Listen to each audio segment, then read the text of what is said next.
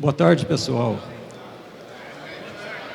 Inicialmente, eu gostaria de agradecer à comissão organizadora pelo convite, honrado convite, pela oportunidade também de poder trazer um pouco do nosso trabalho que a gente está desenvolvendo no Instituto Biológico. Eu vou comentar sobre soluções biológicas na cana-de-açúcar, mas espero focar nos micro-organismos, que são assuntos que a gente vem trabalhando no laboratório. Para isso, nós temos tido financiamentos da FAPESP e, mais recentemente, do INCT Bioinsumos. Eu vou comentar, então, sobre o mercado de bioinsumos, microbioma e bioinsumos, bactéria, produção e uso, fungos, produção e uso, e nematóides, produção e uso, e espero não passar do tempo. No Brasil, micro-organismos vêm sendo utilizados na agricultura desde a década de 60 e 70, mas só a partir da década de 90 é que passaram a ser mais utilizados aí para outros objetivos, para controle de nematóides, fitoparasitos, controle de ácaros, controle de doença de planta. Em 2015, a gente nota um aumento na demanda por bioinsumos, crescendo na ordem aí de 20% a 30% ao ano, de forma que atualmente existem no mercado mais de 600 produtos biodefensivos registrados e mais de 200 inoculantes.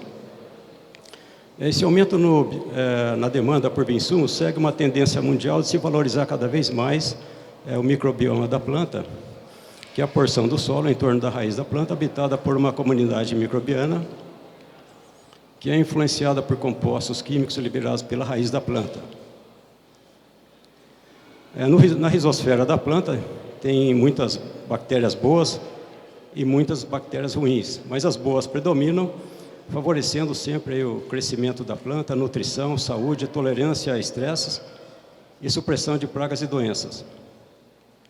Existe alguma forma da gente explorar os bioinsumos, o microbioma da planta, e uma dessas formas seria pela aplicação de bioinsumos. Em 2020 foi criado o Programa Nacional de Bioinsumos, né? É um conceito criado pelo Ministério da Agricultura para impulsionar e incentivar o uso de bioprodutos, explorando a biodiversidade existente no Brasil e deixando a agricultura menos dependente da importação dos produtos químicos.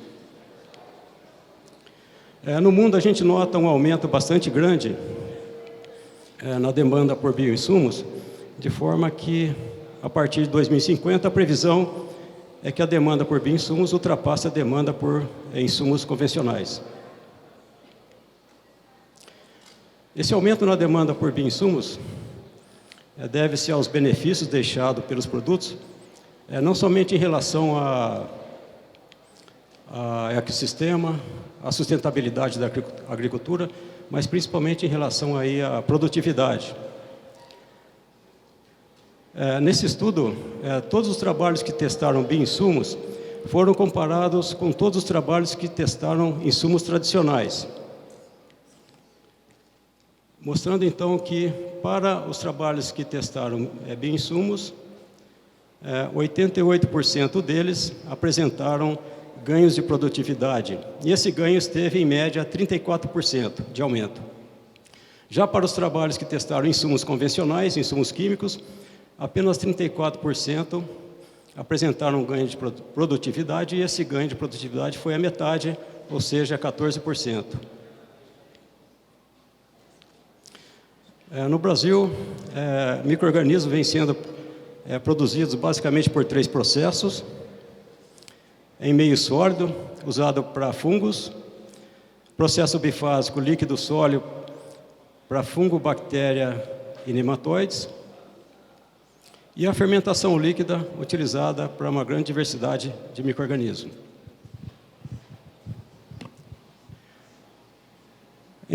Dentre esses processos, a fermentação líquida talvez seja o processo mais versátil, porque permite a produção de muitos micro-organismos, e a produção também de metabólitos, que pode ter importância na agricultura. No Brasil, a gente nota a fermentação líquida tem sido explorada cada vez mais, possibilitando um aumento na demanda por bioinsumos, que atualmente a gente provavelmente cobre uma área aí superior a 30 milhões de hectares. Principalmente em soja, com metade da área de soja tratada com bioinsumos, seguido de milho, cana-de-açúcar e café. Apesar de cana ficar em terceira posição em relação à área tratada, a cana fica em segunda posição em relação ao mercado de bioinsumos após a cultura da soja. A cana também é a primeira cultura onde micro-organismos passaram a ser utilizados para controle de insetos, no que se refere ao uso de metarrísio para controle de cigarrinhas. Atualmente, diversos outros programas estão implementados em cana-de-açúcar, no que se refere ao uso de Bovéria baciana para controle de bicudo, tricoderma para o controle de nematóides, bactérias como biodefensivos, inoculantes e nematóides para controle de bicudo da cana. Eu vou comentar então sobre os micro-organismos utilizados em cana-de-açúcar, mas vou destacar bactérias e nematóides, que são aqueles que a gente trabalha mais no laboratório. Em relação a bactérias, no Brasil, pelo menos 17 espécies estão registradas como biodefensivos em diferentes culturas. As mais exploradas comercialmente para diferentes culturas é Bacillus thuringiensis, seguido de Bacillus amiloliquefáceis, Bacillus subtilis, Bacillus velezensis e Bacillus licheniformes.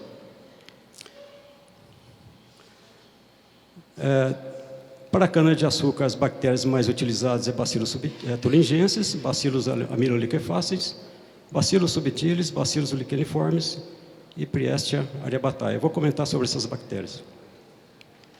Em relação a bactérias inoculantes, atualmente no Brasil, pelo menos 23 espécies estão registradas para uso em diferentes culturas. As mais exploradas comercialmente, as Aspergillum brasilense e Rhizobium tropice.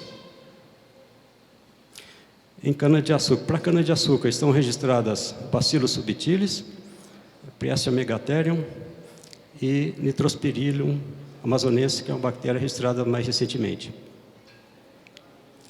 Em relação à produção de bactérias, é feita basicamente por fermentação líquida. Para isso, nós recomendamos o uso de bioreatores, que são equipamentos bastante sofisticados e bastante caros. Entretanto, no Brasil, mais de 90% das produções são realizadas em tanques abertos, usando o meio de cultura líquido não esterilizado, por um processo rústico que a gente conhece mais por produção farm, porque são produções realizadas nas propriedades agrícolas. Menos de 10% é realizado em bioreatores e menos de 1% em meio de cultura sólida. A produção farm, em 2021, foi criado o projeto de lei que define a produção de bioinsumos para uso próprio como atividade de risco leve ou irrelevante e autoriza estabelecimentos rurais, cooperativas, associações e empresas comunitárias rurais a produzi-los para uso na propriedade vedada à comercialização. A produção farm é uma prática bastante antiga, criada aí pelos japoneses e coreanos, no que se refere à produção do bokashi, o EM e o TMT, que nada mais é do que a produção aleatória de micro-organismos.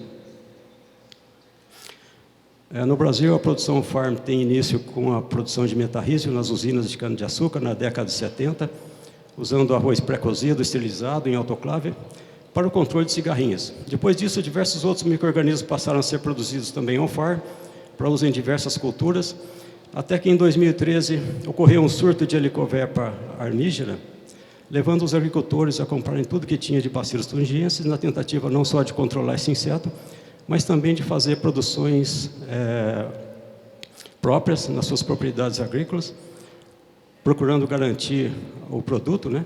Usando então tanques abertos com meio de cultura não esterilizado. Devido à facilidade desse processo e baixo custo, esse processo só tem aumentado, só tem se popularizado no Brasil, levando ao surgimento de várias empresas procurando explorar esse novo mercado de bioinsumos de produção on-farm, no que se refere com a venda aí de inóculos, venda de meios de cultura e tanques abertos para fazer a fermentação com meio não esterilizado. Atualmente, estima-se que a área tratada com produtos gerados de produção on-farm representa 22% da área tratada com bioinsumos e 1% da área tratada com insumos em geral. No Brasil, pelo menos 14 espécies de bactérias vêm sendo produzidas on-farm, algumas delas ainda não no mercado, como principalmente no caso da Cormobacterium, que é uma bactéria aí para controle de insetos. Apesar da produção on-farm ser uma prática já bastante difundida no Brasil, a gente nota a necessidade de mais pesquisas. Existe uma carência muito grande de pesquisas em relação a quais bactérias a serem utilizadas em cada cultura, quais dosagens, quando aplicar e como produzir.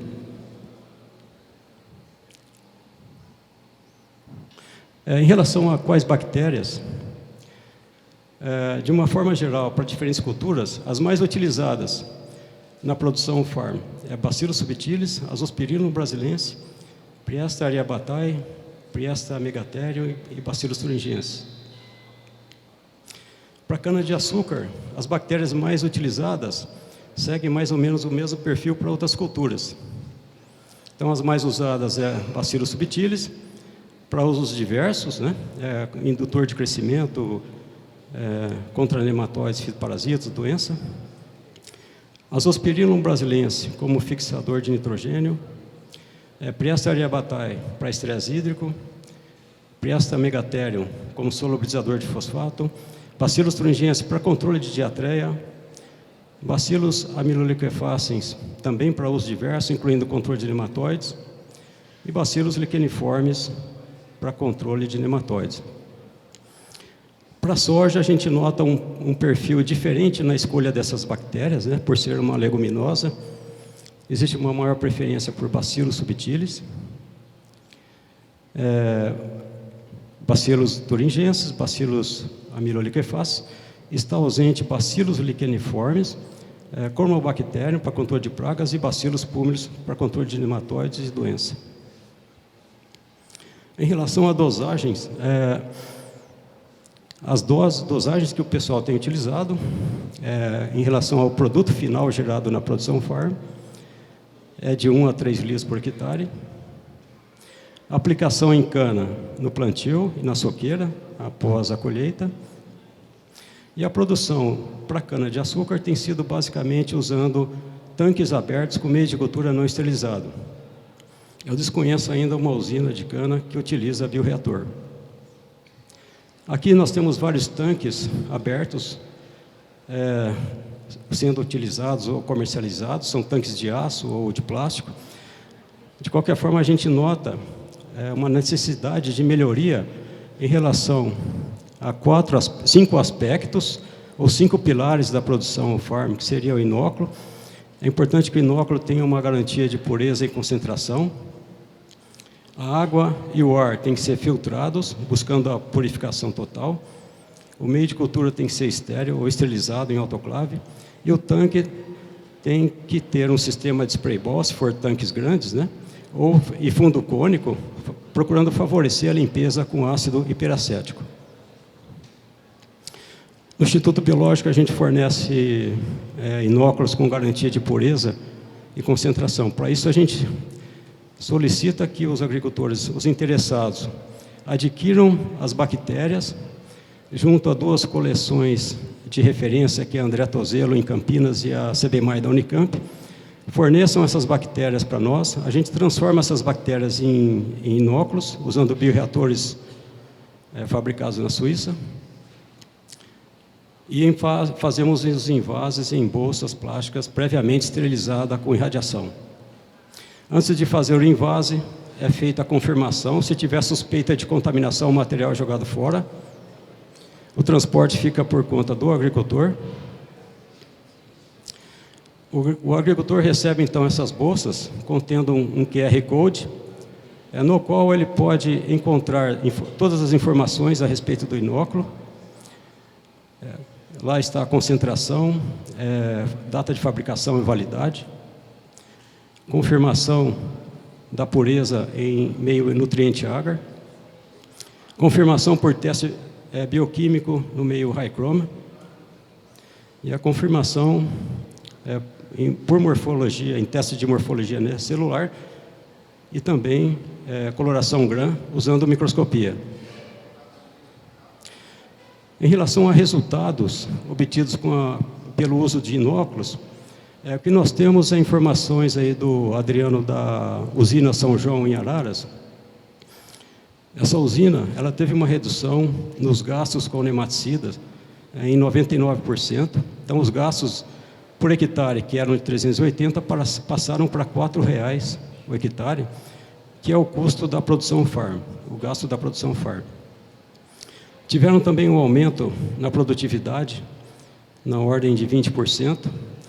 Então, a produção média, que antes era de 82 toneladas por hectare, passou para 100 toneladas por hectare.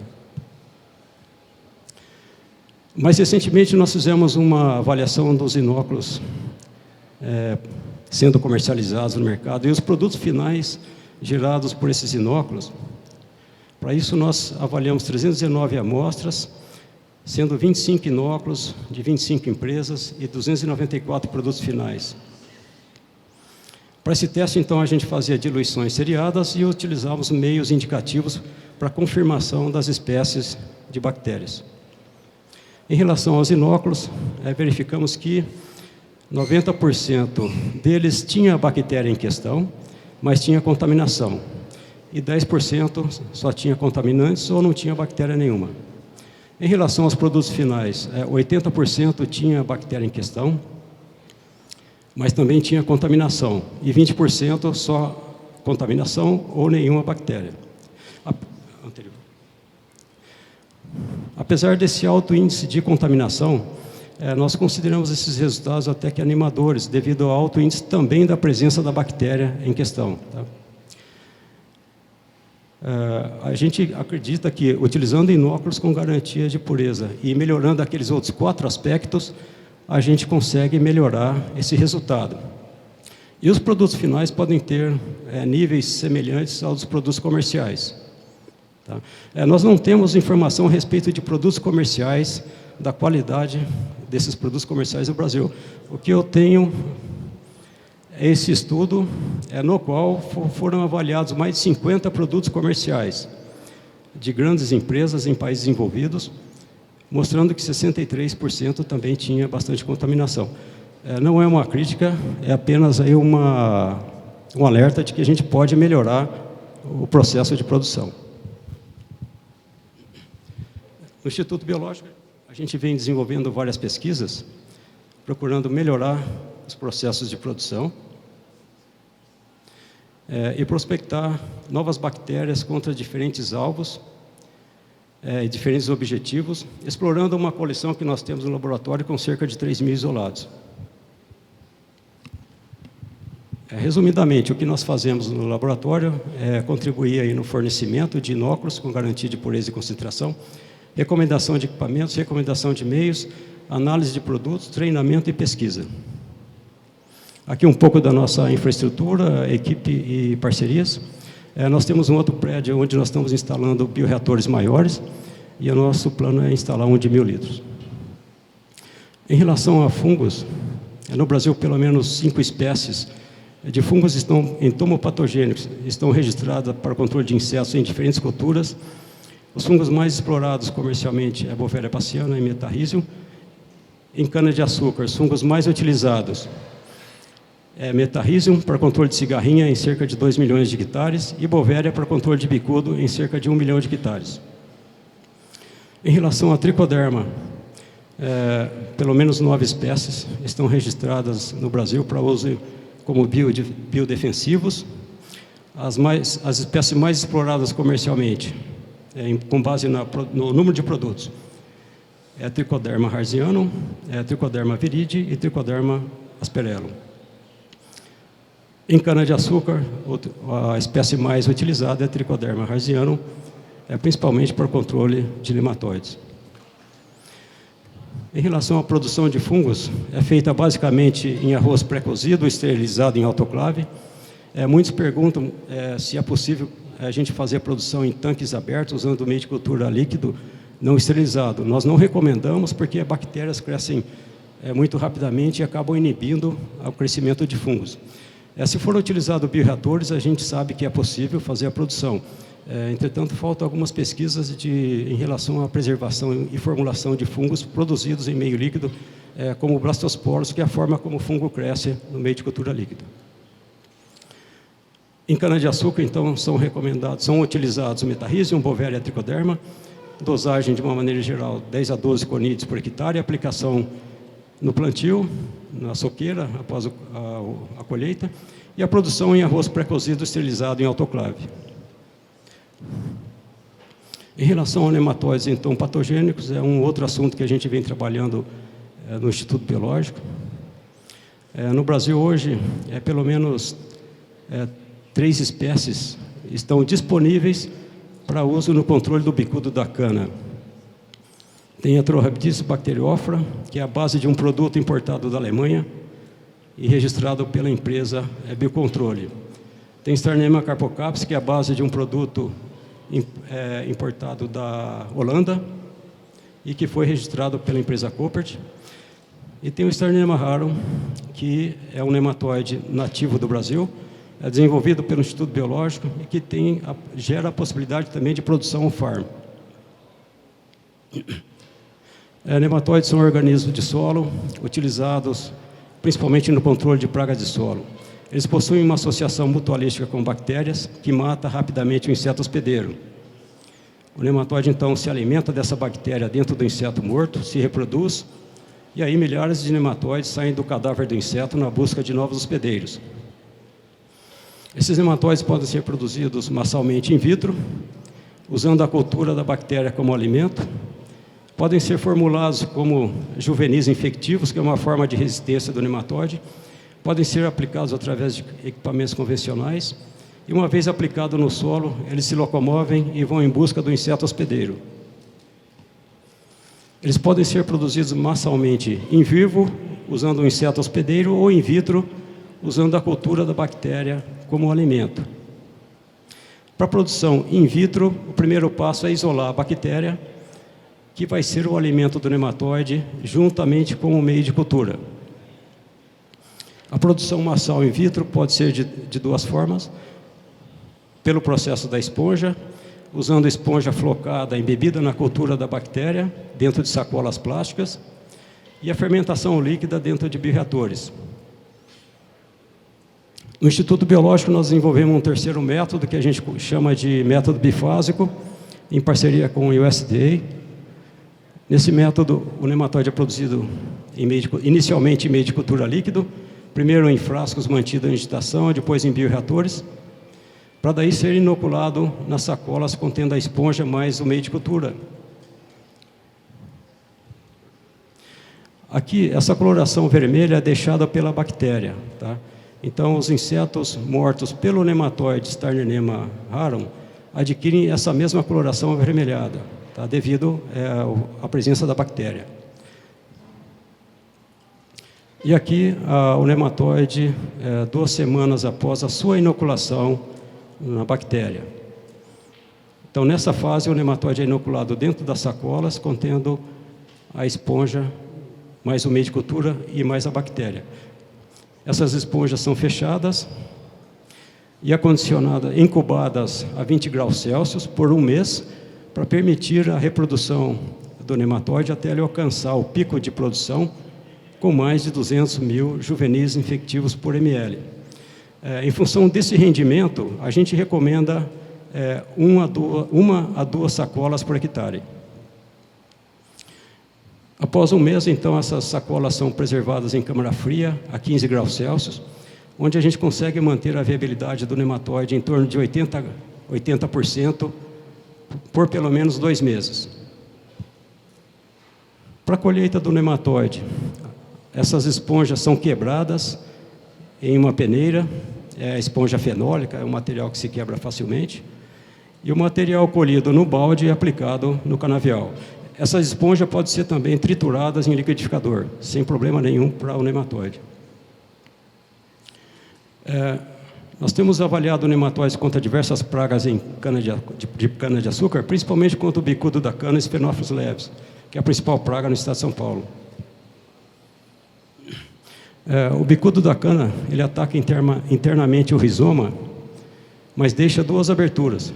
Uma abertura inicial pequena, deixada pela larva na sua penetração, e uma abertura maior, deixada pela larva do quarto instar, antes de impupar, para permitir a saída do adulto. Isso porque o adulto tem uma mandíbula muito pequena e não consegue escavar muito bem o rizoma da planta, então ele depende da ajuda da larva antes de impupar. Ambas as aberturas permitem a entrada de nematóide, principalmente essa abertura maior, que permite o nematóide de alcançar a larva no quarto instar, a pupa e o adulto recém-emergido. A pupa é o estágio mais exposto ao nematóide, porque ela fica mais próxima da abertura maior, durante todo o seu período pupal, que é de 7 a 15 dias. E, além disso, a pupa é um estágio bastante suscetível a nematóides.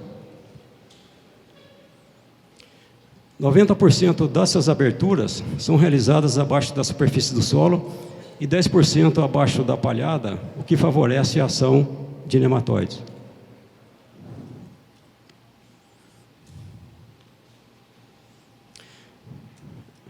Nematóides estão entre os principais, ou são os principais inimigos naturais do bicudo dentro da raiz. É comum a gente encontrar a ocorrência natural de nematóides matando larva e pupa do bicudo dentro da raiz. Nesse estudo nós comparamos 3 espécies, Sternema rarum, Sternema carpocapsis e Atrorhabditis bacteriófora, no que se refere à habilidade do nematóide de entrar dentro da raiz e matar o inseto. Então, no caso das barras azuis, nós colocamos os insetos, a larva do bicudo dentro da raiz, e as barras vermelhas, as larvas foram apenas enterradas, ficando bastante expostas aos nematóides. Então, quando enterradas, tivemos mais de 90% de mortalidade, o que era esperado, uma vez que a larva está muito exposta ao nematóide. Quando foi colocado dentro da raiz, que é a condição natural do inseto, destaca-se Sternema rarum, matando quase 80% da larva. Ou seja, apresenta uma maior habilidade de pegar o inseto dentro da raiz. Fizemos diversos testes em laboratório em casa de vegetação. E em todos os testes, nós temos tido 70% de controle de mortalidade na dose de 10 a 8ª nematóides por hectare, ou juvenis infectivos por hectare. Fizemos diversos testes também em condição de campo e também repetiu os resultados. Todos os testes temos tido em torno de 70% a 80% de controle. Nesse teste, nós testamos o Sternema rarum em 2 doses de 10 a 8ª e 3 de 10 a 8ª. A aplicação foi feita com cortador de soqueira e a avaliação 3 semanas após, com base na população do bicudo dentro da raiz e com base na população de corós. Então, para o bicudo, tivemos cerca de 70% de controle e para a coró, cerca de 60% de controle, não havendo diferença significativa entre as 2 doses. Nesse teste, nós tivemos cerca de 80% de controle. Aqui, só para mostrar o inseto, a pupa morta, né, com aquela coloração avermelhada, deixada pela bactéria, a mesma coloração do bioreator. A aplicação de nematóides pode ser feita, então, com cortador de soqueira ou com aplicação localizada da vinhaça. Estamos pesquisando hoje novos métodos de aplicação com jatos de água dirigido, jatos de cauda. Em relação à persistência do nematóide, é por cerca de 2 meses, mantendo-se em alta população. No período de seca, ocorre uma queda devido à seca, mas em seguida volta a aumentar a população assim que inicia as primeiras chuvas. Como eu comentei, é possível fazer a produção também on-farm de nematóide. Para isso, o Instituto Biológico tem que garantir o fornecimento dos inóculos da bactéria e do nematóide, que é a parte mais difícil na produção. O escalonamento fica para a empresa agrícola, né, a usina, dentro das sacolas, contendo a esponja mais o meio de cultura, e tem que ter também um ambiente para fazer incubação. Como considerações finais, mais estudos são necessários aí para melhorar, né, os processos de produção farm. Os agricultores que produzem farm estão menos dependentes de produtos químicos e têm tido ganhos de produtividade. A demanda para o uso de nematóides no Brasil pode crescer e produções locais podem ser necessárias. Nematóides podem ser produzidos para atender a cultura da cana-de-açúcar, podem controlar o bicudo fora e dentro da raiz e podem ser aplicados com cortador de soqueira e aplicação localizada da vinhaça. Então, agradeço aqui à FAPESP, ao INCT Binsumos, à usina Bengoa, à usina São João. Agradeço mais uma vez à comissão organizadora pelo convite e obrigado pela atenção de todos.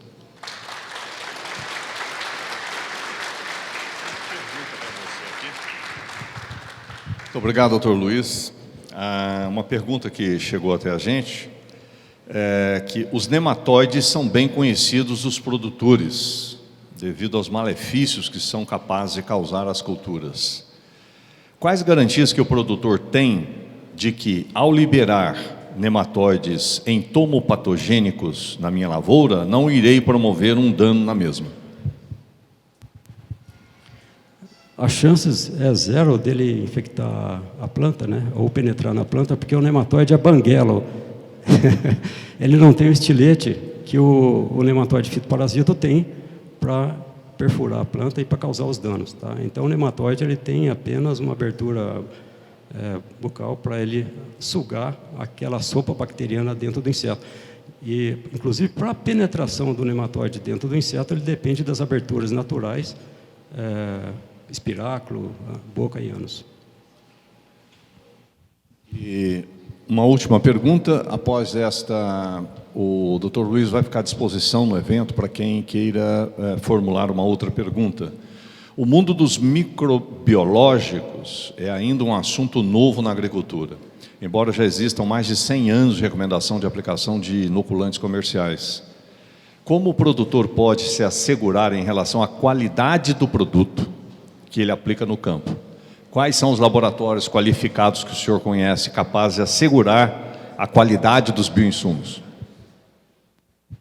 Bom, para inoculantes, já tem, acredito que, laboratórios credenciados, né, no Ministério da Agricultura, para isso. Né? O nosso laboratório não está credenciado oficialmente para bactérias inoculantes. No caso, para biodefensivos, é algo novo, né? A gente tem percebido essa grande necessidade aí de laboratórios credenciados. E isso está em discussão, como padronizar e a gente estabeleceu uma metodologia, porque são muitas bactérias, né? Até tempos atrás era só Bacillus thuringiensis, hoje são mais de 10 espécies de bactérias, então existe essa dificuldade aí, mas nós estamos trabalhando para isso aí. Tem uma última, eu disse que era a última, essa é fundamental para todos que estão aqui presentes. Como o Instituto Biológico pode ajudar o produtor? Existe um canal direto que se possa fazer perguntas, tirar esclarecimentos a respeito dos problemas no campo? Eu só conheço o WhatsApp e o e-mail.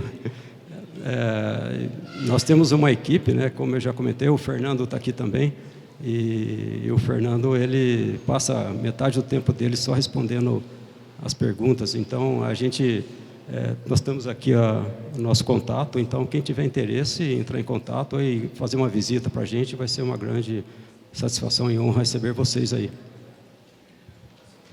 Obrigado. Uma salva de palmas, por favor. Obrigado, Luiz.